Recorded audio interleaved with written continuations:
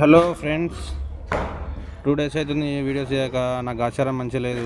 బాత్రూంలోకి ఫోన్ పట్టుకొని పోయినా బాత్రూంలో పడిపోయింది బకెట్లో. ఇంకా ఫోను 2 రోజులు చేయించుకొని అది ఇది చేసి వరకు మళ్ళీ 2 days పట్టింది. ఇక ఈరోజు మార్నింగ్ అయితే మంచి నైట్ ఫోన్ తీసుకొచ్చుకున్నా. నైట్ని ఇక అయిపోయింది. ఇక ఇప్పుడే మార్నింగ్ మళ్ళీ వెహికల్ దగ్గరికి వచ్చి స్టార్ట్ చేద్దామని వచ్చేసిన. ఇంకా ఇప్పుడే జస్ట్ జయదుర్గమ్మ తల్లి అని స్టార్ట్ చేసేసిన. కానీ ఈ బుకింగ్లు మాత్రం ఓలాలో 24 kilometers ₹252 అండ్ మళ్ళీ మినీ 2.2 పికప్. ఓలాలో ఇది ఉంది పరిస్థితి. పండుగ ఇది చూడండి, 1.6 పికప్కి 14 kilometers 256. ఇంకా మనకు డీజిల్ మందం ఇస్తాడు అనుకోండి ఓలా వాడు. ఏంది అమ్మ, ఈ పండుగ ఎట్లా వెళ్తుందో ఏమో. దసరా పండుగ అసలే బట్టలు లేవు, ఏం లేవు. 13 kilometers 248, 4 kilometers పికప్ ఉంది ఇది.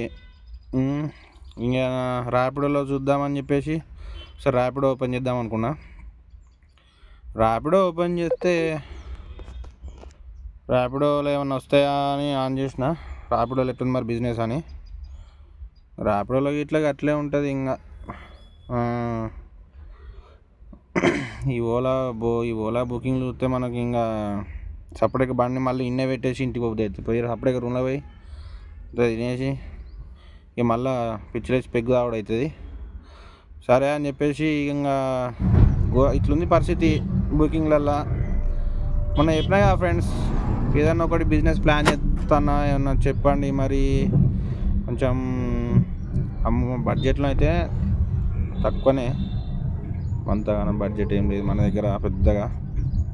చూస్తున్నా ఇప్పుడు అదే చూస్తున్నా ఏమైనా రోడ్ల మీద కనబడతాయా అని. ఇక్కడ ఏంటి కల్చర్ ఉంది ఈ బిజినెస్ మరి అడుగుదాం అనుకున్నా. కానీ ఆ సలాకి ఒక్కటి కొనడం కూడా మన దగ్గర ఇప్పుడు ఒక్కటి కొన్నామంటే మన దగ్గర లేవు.